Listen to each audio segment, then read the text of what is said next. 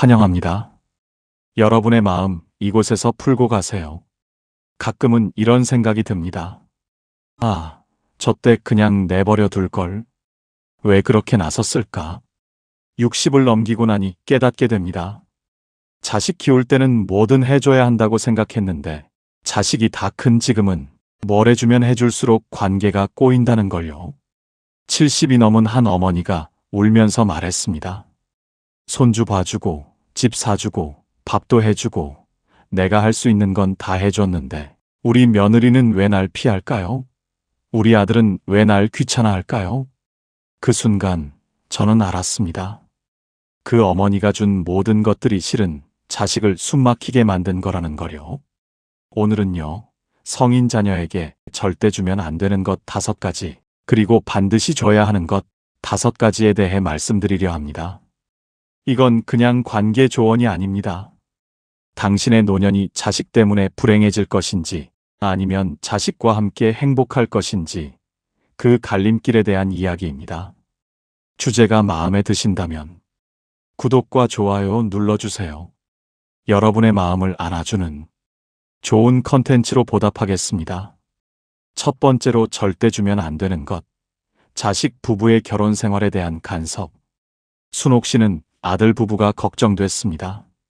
며느리는 집안일을 대충 하는 것 같고 아들은 퇴근하면 소파에만 누워있고 둘이 자주 다투는 것 같았습니다. 순옥 씨는 참을 수 없었습니다. 며느리, 집안일은 좀 제대로 해야지.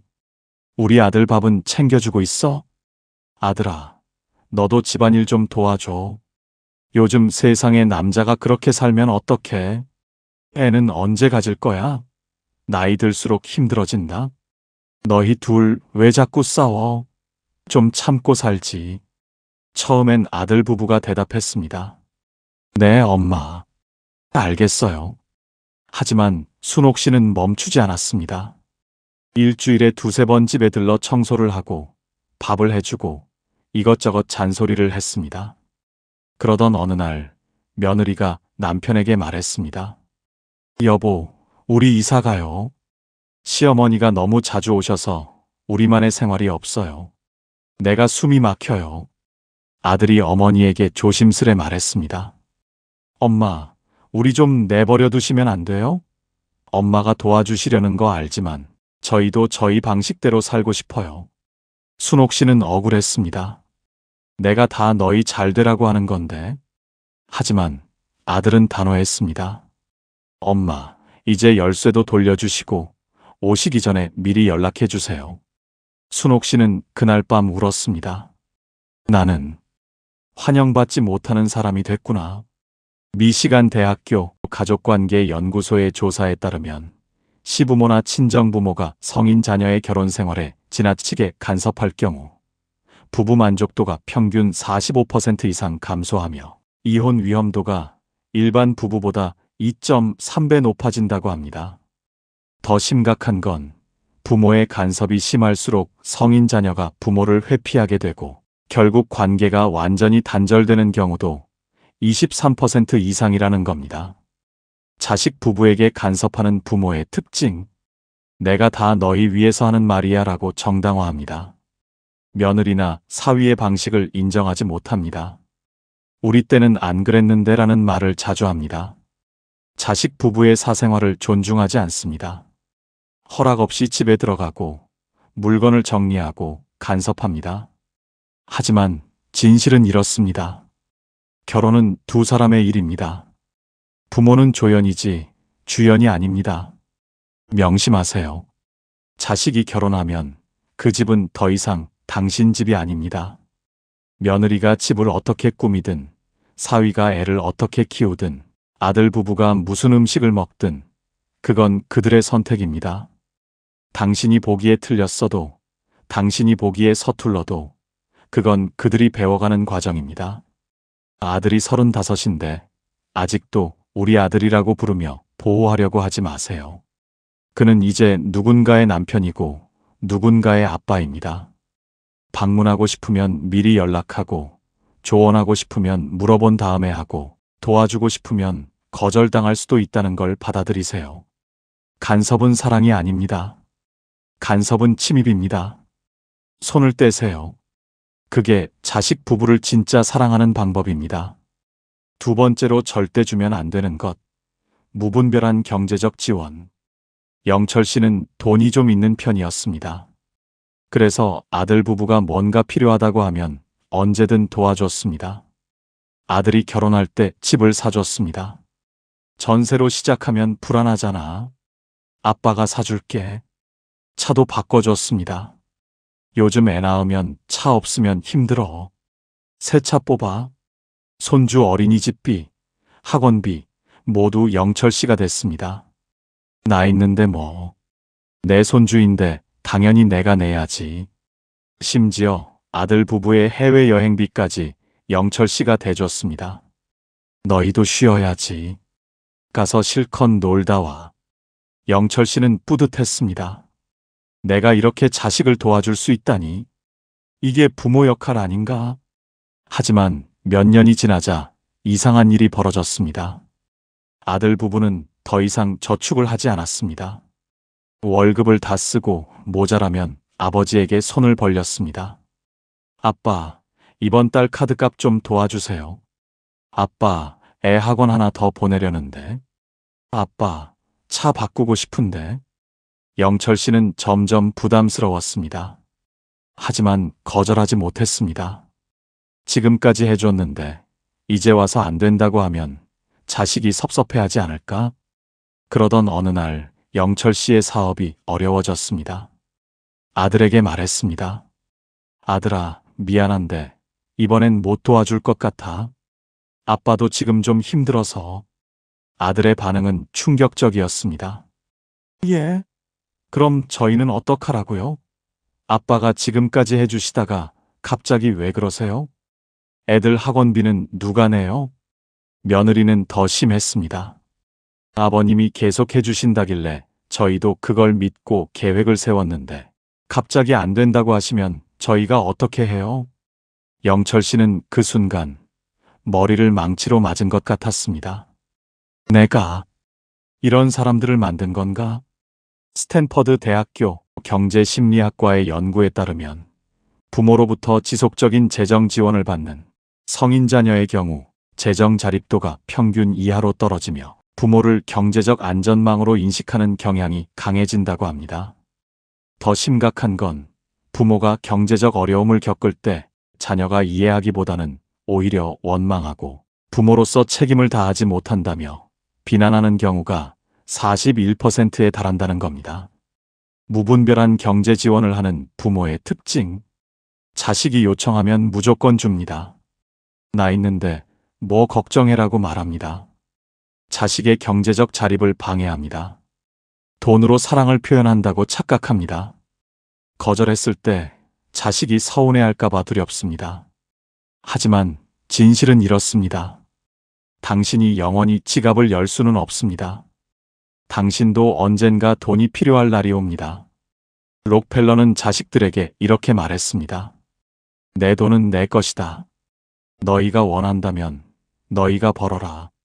냉정해 보이지만 그래서 록펠러의 자손들은 대대로 경제적으로 자립적인 사람들이 되었습니다. 자식이 40인데 아직도 아빠, 돈 좀 이라고 말한다면 그건 자식의 문제가 아니라 당신이 만든 문제입니다. 집 사주는 건 한 번이면 됩니다. 차 바꿔주는 것도 한 번이면 됩니다. 그 이상은 독입니다. 손주 학원비? 그건 손주 부모가 낼 돈입니다. 아빠, 이번 달 좀 힘든데. 미안하지만 안 돼. 내가 알아서 해결해봐. 그렇게 말할 수 있어야 합니다. 자식이 서운해할까요? 당연히 서운해합니다. 하지만 그 서운함이 자식을 어른으로 만듭니다. 당신의 돈은 당신이 쓰세요. 당신의 노후를 위해, 당신의 여행을 위해, 당신의 행복을 위해. 자식에게 유산 남겨주려고 당신이 초라하게 살 이유 없습니다. 무분별한 경제 지원은 독입니다. 지갑을 닫으세요. 세 번째로 절대 주면 안 되는 것. 손주 전담 육아. 미숙 씨는 손주가 태어나자마자 며느리에게 말했습니다. 나한테 맡겨. 내가 키워줄게. 너희는 돈이나 열심히 벌어. 며느리는 고마워했습니다. 어머님, 정말 감사해요. 그렇게 미숙 씨는 손주를 전담으로 키우기 시작했습니다. 아침에 어린이집 데려다 주고, 저녁에 데리러 가고, 밥 먹이고, 씻기고, 재우고, 주말에도 쉴 틈이 없었습니다. 아들 부부는 데이트를 가고, 미숙 씨는 손주를 봤습니다.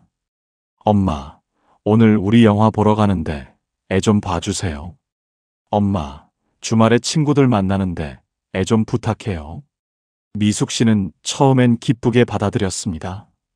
귀여운 내 손주, 얼마든지 봐주지. 하지만 1년, 2년이 지나자 미숙 씨는 지쳐갔습니다. 허리는 아프고 무릎은 시큰거리고 밤엔 피곤해서 쓰러지듯 잤습니다. 친구들이 여행 가자고 해도 나 손주 봐야 해서 라며 거절했습니다. 하고 싶은 취미도 만나고 싶은 사람도 모두 포기했습니다.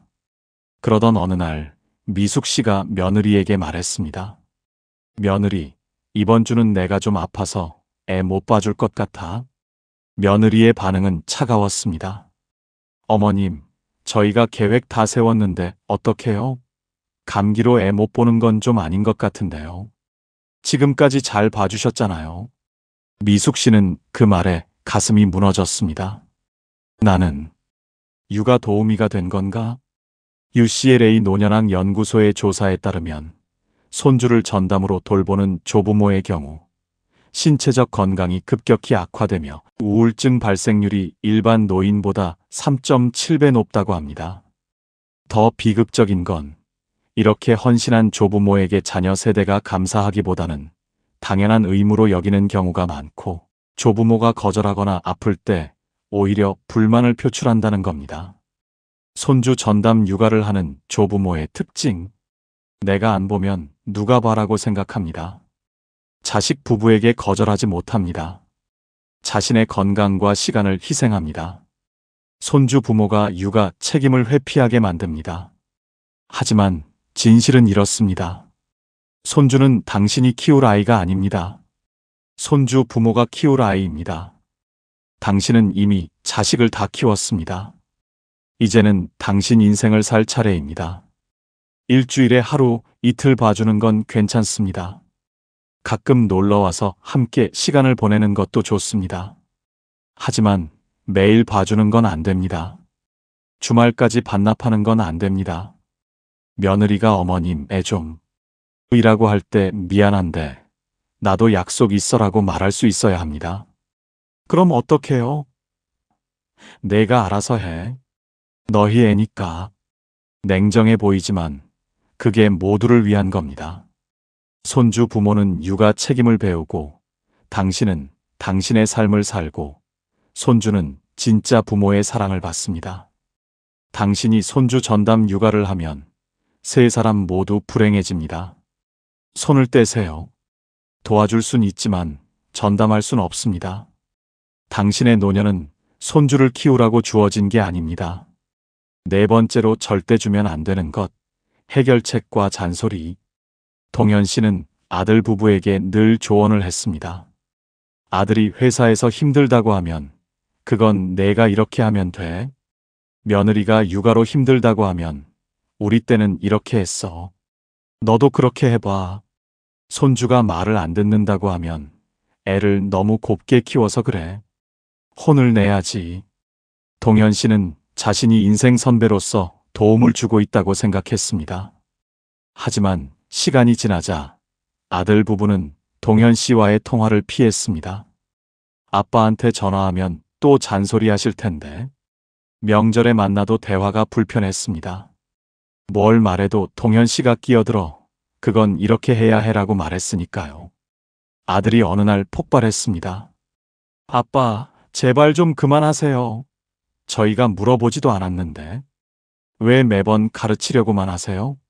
저희도 이제 40인데 저희가 알아서 할 수 있어요. 동현 씨는 억울했습니다. 나는 다 너희 잘 되라고 하는 말인데. 펜실베이니아 대학교 심리학과의 연구에 따르면 부모가 성인 자녀에게 요청받지 않은 조언을 지속적으로 할 경우 자녀의 자존감이 손상되고 부모와의 대화를 회피하게 되며 관계 만족도가 평균 58% 이상 감소한다고 합니다. 특히 우리 때는 이랬어라는 식의 조언은 자녀에게 무시당하는 느낌을 주고 세대 차이만 부각시킨다는 겁니다. 해결책과 잔소리를 주는 부모의 특징. 물어보지도 않았는데 조언합니다. 내가 더 많이 살아봐서 아는데라고 말합니다. 자식의 방식을 인정하지 못합니다. 그렇게 하면 안 되라는 말을 자주 합니다. 하지만 진실은 이렇습니다. 조언은 물어볼 때만 해야 합니다. 물어보지 않았다면 입을 다물어야 합니다. 자식이 아빠, 이거 어떻게 생각하세요? 라고 물을 때 그때만 조심스럽게 말하세요. 내 생각은 이런데 너는 어떻게 생각해? 결정은 네가 하는 거야. 자식이 실수하는 걸 지켜보는 게 힘들다고요? 그래도 지켜봐야 합니다. 넘어져 봐야 일어서는 법을 배웁니다. 실수해봐야 다음엔 안 합니다. 당신이 매번 알려주면 자식은 평생 스스로 생각하지 못합니다. 입을 다무세요. 침묵도 사랑입니다. 5번째로 절대 주면 안 되는 것. 당신이 불행한 모습. 경희 씨는 늘 한숨을 쉬었습니다. 아이고, 나는 왜 이렇게 팔자가 사나운지. 나는 평생 고생만 하고 살았어. 너희 아빠는 나한테 뭐 하나 제대로 해준 게 없어. 자식들이 모이면 경희 씨는 자신의 불행을 늘어놓았습니다. 너희 낳아서 키우느라 내 인생은 다 버렸어. 나는 하고 싶은 거 하나 못하고 살았어. 이제 늙어서 뭐가 남았니? 아무것도 없어. 처음엔 자식들이 위로했습니다. 엄마, 그렇게 말씀하지 마세요. 하지만 경희 씨는 멈추지 않았습니다.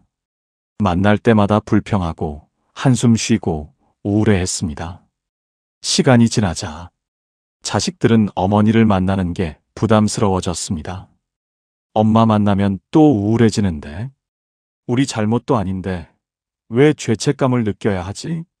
명절에도 생일에도 자식들은 의무감으로 찾아올 뿐 진심으로 어머니를 보고 싶어 하지 않았습니다. 경희 씨는 외로웠습니다. 자식들이 왜 날 안 찾을까? 하지만 이유를 몰랐습니다.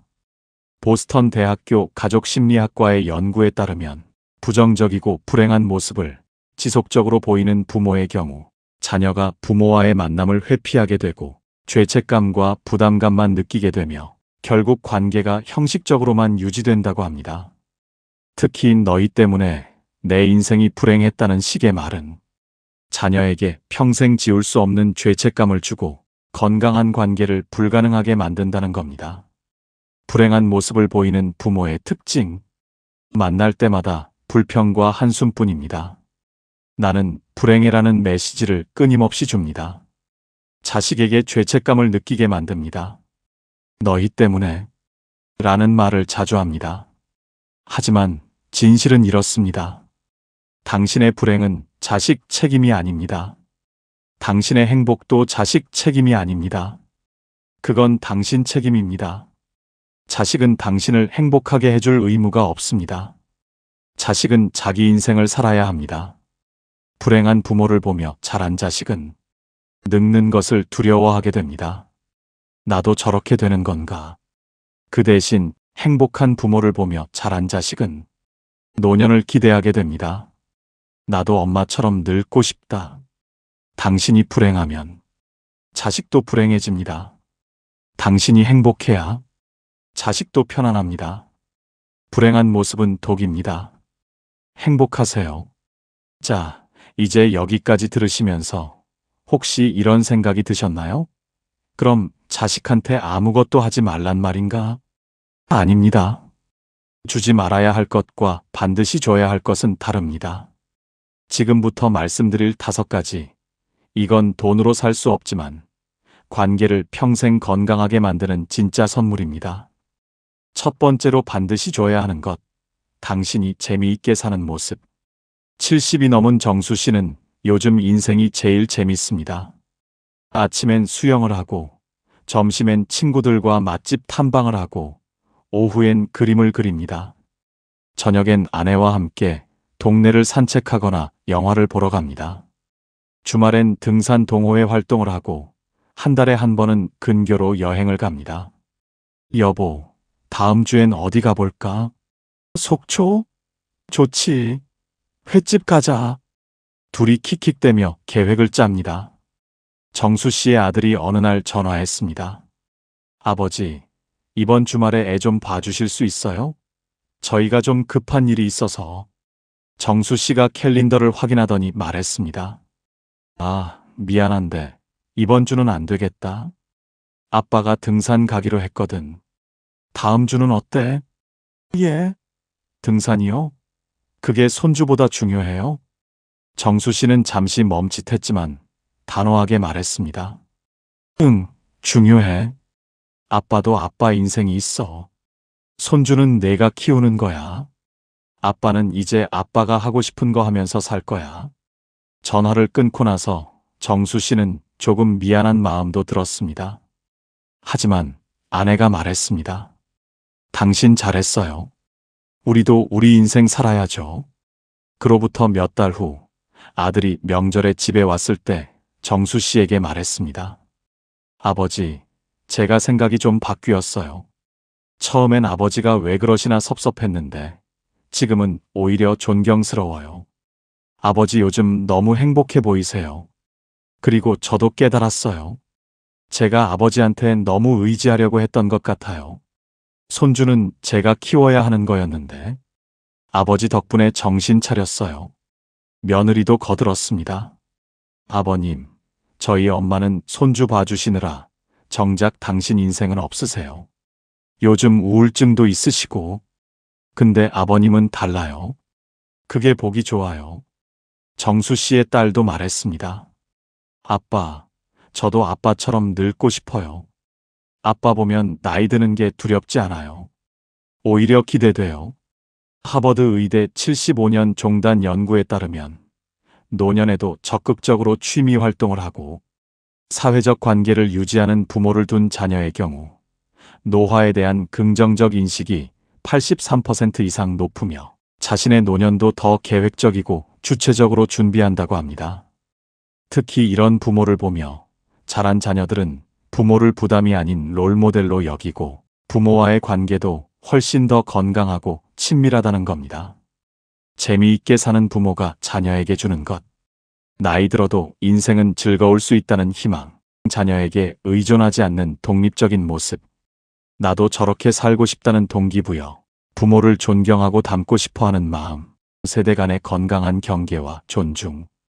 당신이 손주 봐주며 희생하는 모습을 보이면 자녀는 당연하게 여기고 더 많은 걸 요구합니다. 하지만 당신이 당신 인생을 즐기는 모습을 보이면 자녀는 책임감을 배우고 당신을 존경합니다. 엄마는 요즘 뭐 해요? 그림 배워. 너무 재밌더라. 아빠는 요즘 어떻게 지내세요? 친구들이랑 제주도 갔다 왔어. 바다가 정말 좋더라. 그런 대화를 나눌 수 있어야 합니다. 자녀가 우리 부모님은 뭐 하고 계실까? 걱정하는 부모가 아니라 우리 부모님은 지금쯤 또 뭐 재밌는 거 하고 계실까? 기대하는 부모가 되세요. 손주 봐주겠다고 수영 그만두지 마세요. 자녀 도와주겠다고 여행 포기하지 마세요. 며느리 눈치 보느라 친구 만나는 거 미루지 마세요. 당신이 재미있게 사는 모습, 그게 자녀에게 주는 최고의 유산입니다. 나는 너희를 위해 희생했어가 아니라 나는 내 인생이 이렇게 재밌어라고 말하는 부모. 그게 자녀가 진짜 본받아야 할 모습입니다. 웃으세요. 즐기세요. 살아있음을 만끽하세요. 그게 자녀에게 줄 수 있는 최고의 선물입니다. 당신의 행복한 모습이 자녀의 미래를 밝힙니다. 두 번째로 반드시 줘야 하는 것, 적절한 거리와 경계. 은숙 씨는 아들이 결혼한 후 딱 한 가지 원칙을 세웠습니다. 우리는 우리 인생을 살고 너희는 너희 인생을 살아라. 아들 부부가 근처에 살았지만 은숙 씨는 함부로 방문하지 않았습니다. 가고 싶을 때마다 전화했습니다. 며느리, 이번 주 토요일에 잠깐 들러도 될까? 너희 괜찮으면 저녁 같이 먹자. 며느리가 바쁘다고 하면 서운해하지 않고 말했습니다. 그래, 알았어. 다음에 보자. 명절에도 은숙 씨는 강요하지 않았습니다. 명절에 너희가 처가 가고 싶으면 가. 우리는 괜찮아. 손주가 태어난 후에도 마찬가지였습니다. 손주 보고 싶으면 우리가 갈게. 너희는 편할 때 연락해. 일주일에 한 번 정도 손주를 봐줬지만 그 이상은 하지 않았습니다. 이번 주는 우리 약속 있어서 못 봐줘. 대신 다음 주는 괜찮아. 며느리가 처음엔 놀랐습니다. 주변 시어머니들은 매일 들락날락하며 이것저것 간섭하는데 은숙 씨는 달랐으니까요. 시간이 지나자 며느리가 친구들에게 자랑했습니다. 우리 시어머니는 정말 좋으셔. 적당히 거리를 두시니까 오히려 더 보고 싶어져. 아들도 아버지에게 말했습니다. 아버지, 감사해요. 아버지가 이렇게 저희를 존중해 주시니까 저희도 부모님을 더 챙기고 싶어요. 명절이 되면 아들 부부가 먼저 연락했습니다. 아버지, 이번 명절엔 저희가 갈게요. 엄마 음식 먹고 싶어요. 손주도 할머니를 찾았습니다. 할머니 보고 싶어요. 강요하지 않았기에 오히려 더 가까워졌습니다. 존스 홉킨스 대학교 가족관계 연구에 따르면 부모와 성인 자녀 간의 적절한 거리와 경계가 유지될 경우 관계 만족도가 평균 67% 이상 높으며 갈등 발생률도 현저히 낮다고 합니다. 특히 필요할 때 도와주되 간섭하지 않는 부모일수록 자녀로부터 존경받고 장기적으로 훨씬 더 친밀한 관계를 유지한다는 겁니다. 적절한 거리를 유지하는 부모의 특징. 방문하기 전에 미리 연락합니다. 자녀의 거절을 받아들입니다. 너희 편할 때 연락해라고 말합니다. 자녀의 사생활을 존중합니다. 필요할 때만 도와주고 평소엔 거리를 둡니다. 칼릴 지브라는 말했습니다. 당신의 자녀는 당신과 함께 있지만 당신의 소유가 아니다. 자녀가 결혼했다면 그들에게는 그들만의 공간이 필요합니다. 매일 전화하지 마세요. 허락 없이 방문하지 마세요. 자녀의 집에서 함부로 청소하거나 정리하지 마세요. 내가 도와주는 건데 뭐가 문제야? 아닙니다. 그건 침입입니다. 거리를 두세요. 그 거리가 존중입니다. 가까이 있어도 숨 막히면 멀어지고 멀리 있어도 편안하면 가까워집니다. 적절한 거리와 경계, 그게 관계를 오래 유지하는 비결입니다. 세 번째로 반드시 줘야 하는 것, 무조건적인 지지. 혜진 씨의 딸 수연은 40에 이혼했습니다. 주변 사람들은 수군댔습니다. 그 나이에 이혼이라니. 앞으로 어떻게 살려고. 수연은 부모님께 말씀드리는 게 두려웠습니다.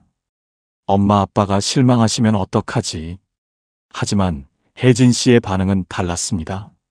수연아, 많이 힘들었구나. 엄마는 내 편이야. 내가 결정한 거라면 엄마는 지지해. 이혼이 내게 최선의 선택이었다면 그건 실패가 아니라 용기야. 수연이 울면서 말했습니다. 엄마, 저 잘못 산 건가요? 혜진 씨가 딸을 안으며 말했습니다. 아니야. 넌 최선을 다했어. 안 되는 결혼을 끝까지 붙잡고 있는 것보다 끝낼 용기를 낸 게 훨씬 대단한 거야. 엄마는 내가 행복하면 돼. 결혼했든 이혼했든 넌 여전히 엄마의 자랑스러운 딸이야. 수연은 어머니의 그 말로 다시 일어설 수 있었습니다. 2년 후 수연은 작은 카페를 열었습니다. 성공적이진 않았지만 행복했습니다. 엄마, 저 이제 괜찮아요. 엄마가 그때 저를 믿어주지 않았으면 저 다시 못 일어섰을 거예요. 혜진 씨의 아들도 마찬가지였습니다. 사업이 실패해서 빚을 지고 왔을 때 혜진 씨는 비난하지 않았습니다. 도전한 것만으로도 대단해. 실패는 끝이 아니야. 다시 시작하면 돼. 엄마는 내가 뭘 하든 어떤 모습이든 널 사랑해. 그것만 알아.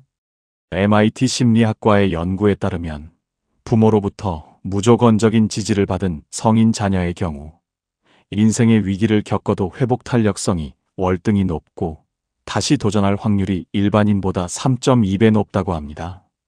반대로 부모가 자녀의 실패를 비난하거나 내가 뭘 했어라고 말하는 경우 자녀는 평생 트라우마에 시달리고 부모와의 관계도 회복 불가능하게 망가진다는 겁니다. 무조건적 지지를 주는 부모의 특징. 자녀가 실패해도 비난하지 않습니다. 넌 어떤 모습이든 내 자식이야 라고 말합니다. 성공했을 때만이 아니라 실패했을 때도 곁에 있습니다. 내가 뭘 했어 대신 다시 시작하면 되라고 합니다. 빅토르 프랑클은 말했습니다. 인간에게 필요한 건 조언이 아니라 무조건적으로 받아들여지는 경험이다. 자녀가 이혼했든 사업이 망했든 실직했든 빚을 졌든 그건 중요하지 않습니다. 넌 내 자식이고 난 널 사랑해. 엄마 아빠는 내 편이야. 그 한마디면 충분합니다. 세상이 다 등을 돌려도 부모만은 내 편이구나. 그 확신이 자녀를 일으켜 세웁니다. 무조건적인 지지, 그게 자녀에게 줄 수 있는 가장 큰 힘입니다. 네 번째로 반드시 줘야 하는 것, 경청과 공감. 동수 씨는 아들의 말을 진심으로 들어줍니다. 아들이 회사에서 힘든 일이 있어서 전화했을 때 동수 씨는 하던 일을 멈추고 온전히 아들에게 집중합니다. 아빠, 오늘 상사한테 혼났어요. 정말 열받아요. 다른 부모들은 이렇게 말합니다. 그래서 내가 뭘 잘못했길래? 참아야지. 회사가 다 그렇지. 아직 젊으니까 배우는 거야. 하지만 동수 씨는 달랐습니다. 그랬구나. 많이 속상했겠다. 구체적으로 어떤 일이 있었어? 아들이 30분 동안 쏟아냈습니다. 동수 씨는 중간에 끊지 않고 끝까지 들었습니다. 그래서? 그때 내 기분이 어땠어? 아들이 다 말하고 나자 동수 씨가 조용히 말했습니다. 정말 힘들었겠다. 아빠도 내 입장이었으면 화났을 것 같아. 근데 넌 어떻게 하고 싶어? 잘 모르겠어요. 천천히 생각해봐. 아빠는 내가 어떤 결정을 하든 지지할게. 필요하면 언제든 얘기해. 전화를 끊고 나서 아들이 아내에게 말했습니다. 아빠는 정말 다르셔. 조언도 안 하시고 그냥 들어주시기만 하는데 그게 더 힘이 돼. 며칠 후 아들이 다시 전화했습니다. 아빠, 제가 결정했어요. 아빠랑 얘기하면서 정리가 됐어요. 감사해요. 컬럼비아 대학교 심리학과의 연구에 따르면 부모가 성인 자녀의 말을 진심으로 경청하는 경우 자녀의 스트레스가 평균 34% 감소하고 부모와의 정서적 유대가 강화되며 어려운 일이 생겼을 때 부모를 먼저 찾게 된다고 합니다. 반대로 부모가 자녀의 말을 중간에 끊고 조언하거나 비판하는 경우 자녀는 부모와의 대화를 회피하고 점점 멀어진다는 겁니다. 경청하고 공감하는 부모의 특징. 자녀가 말할 때 휴대폰을 내려놓습니다. 중간에 끊지 않고 끝까지 듣습니다. 조언보다 공감을 먼저 합니다. 내 마음이 어땠어? 라고 묻습니다. 해결책을 주기보다 함께 고민합니다. 칼 로저스는 말했습니다. 진정한 경청은 최고의 심리치료다. 자녀가 전화했을 때 지금 바빠라고 하지 마세요. 하던 일을 멈추고 자녀의 목소리에 집중하세요. 무슨 일 있어? 천천히 얘기해봐. 아빠 엄마가 들을게. 조언하고 싶은 마음을 참으세요. 그건 이렇게 하면 돼 대신 넌 어떻게 하고 싶어? 라고 물으세요. 자녀는 당신의 조언이 아니라 당신의 귀를 원합니다. 경청과 공감. 그게 자녀에게 줄 수 있는 가장 따뜻한 선물입니다. 다섯 번째로 반드시 줘야 하는 것. 축복과 허락. 70이 넘은 명자 씨는 자녀들에게 늘 이렇게 말합니다. 너희 인생은 너희 것이야. 엄마는 너희가 행복하면 그걸로 충분해. 큰딸이 회사를 그만두고 작은 서점을 차린다고 했을 때 주변 사람들은 말렸습니다. 안정적인 직장을 왜 그만둬? 서점으로 뭐 먹고 살려고? 하지만 명자 씨는 달랐습니다. 그래, 내가 정말 하고 싶은 일이면 해봐. 엄마는 내 결정을 지지해. 엄마가 필요하면 언제든 말해. 작은 아들이 결혼을 미루고 혼자 사는 삶을 선택했을 때도 마찬가지였습니다. 결혼이 인생의 전부는 아니야. 내가 행복한 방식으로 살면 돼. 엄마는 괜찮아. 명자 씨의 막내딸이 말했습니다. 엄마, 제 친구들 부모님은 맨날 결혼하라고, 애 낳으라고, 이래라 저래라 하시는데 우리 엄마는 정말 달라요. 엄마가 이렇게 허락해 주시니까 저희가 오히려 더 책임감 있게 살게 돼요. 엄마를 실망시키고 싶지 않거든요. 명자 씨가 웃으며 말했습니다. 너희가 행복하게 사는 게 엄마한테 제일 큰 효도야. 너희 인생 너희 마음대로 살아.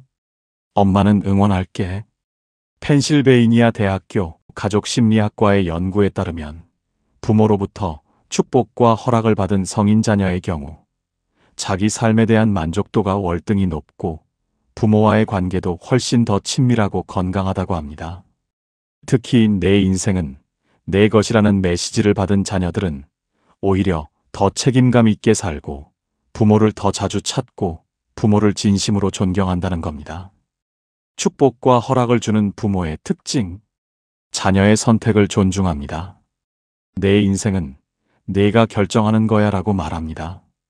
결혼, 출산, 직업 선택에 간섭하지 않습니다. 내가 행복하면 그걸로 충분해라고 합니다. 괴테는 말했습니다. 자유를 주는 것이 진정한 사랑이다. 자녀가 결혼 안 한다고 잔소리하지 마세요. 자녀가 애 안 낳는다고 비난하지 마세요. 자녀가 당신 뜻대로 살지 않는다고 서운해하지 마세요. 너 인생이니까 내가 결정해. 엄마 아빠는 내가 행복하면 돼. 어떤 선택을 하든 응원할게. 그 한마디가 자녀를 자유롭게 하고 동시에 더 가깝게 만듭니다. 축복과 허락, 그게 자녀에게 줄 수 있는 마지막 선물입니다. 자, 정리해 보겠습니다. 성인 자녀에게 절대 주면 안 되는 것 5가지. 하나, 결혼 생활에 대한 간섭. 둘, 무분별한 경제적 지원. 셋, 손주 전담 육아. 넷, 해결책과 잔소리. 다섯, 당신이 불행한 모습. 이런 것들은 당신의 사랑처럼 보이지만 실은 관계를 망치는 독입니다. 주지 마세요. 그게 진짜 사랑입니다. 성인 자녀에게 반드시 줘야 하는 것 5가지. 하나, 당신이 재미있게 사는 모습. 둘, 적절한 거리와 경계. 셋, 무조건적인 지지. 넷, 경청과 공감. 다섯, 축복과 허락. 이런 것들은 돈으로 살 수 없지만 관계를 평생 건강하게 유지하는 가장 소중한 선물입니다. 주세요. 아낌없이 진심으로. 노자는 말했습니다. 쥐면 잃고 놓으면 얻는다. 자녀를 주려고 하면 멀어지고 자녀를 놓아주면 가까워집니다. 간섭하지 말고 존중하고 잔소리하지 말고 경청하고 요구하지 말고 축복하세요. 그럴 때 자녀는 당신을 부담이 아니라 축복으로 여기게 됩니다. 우리 부모님 때문에 힘들어가 아니라 우리 부모님 정말 멋지셔라고 말하게 됩니다. 자녀는 이제 다 컸습니다. 당신의 품에서 나와 자기 인생을 살아야 합니다. 당신의 역할은 자녀를 품는 게 아니라 자녀가 자유롭게 날 수 있도록 응원하는 겁니다. 그리고 당신도 당신의 인생을 사는 겁니다. 자녀의 삶이 아니라 당신의 삶을요. 주면 안 되는 건 과감히 끊고 줘야 하는 건 아낌없이 주세요. 그럴 때 당신과 자녀 모두 행복해집니다. 오늘 영상을 보며 여러분은 어떤 생각이 드셨나요? 혹시 성인 자녀에게 주지 말아야 할 걸 주고 계시진 않나요? 줘야 할 걸 주지 못하고 계시진 않나요? 여러분의 경험과 생각을 댓글로 나눠주세요. 여러분의 이야기가 누군가에게 큰 위로와 깨달음이 될 것입니다. 오늘도 끝까지 시청해주신 여러분께 깊은 감사를 드립니다. 오늘 영상이 도움이 되셨다면 소중한 분들께 공유해주시고 구독과 좋아요로 저를 응원해주세요. 여러분과의 소중한 연결이 저에게 큰 힘이 됩니다. 오늘도 행복한 하루 되세요. 이상으로 마음 풀고 가세요 였습니다.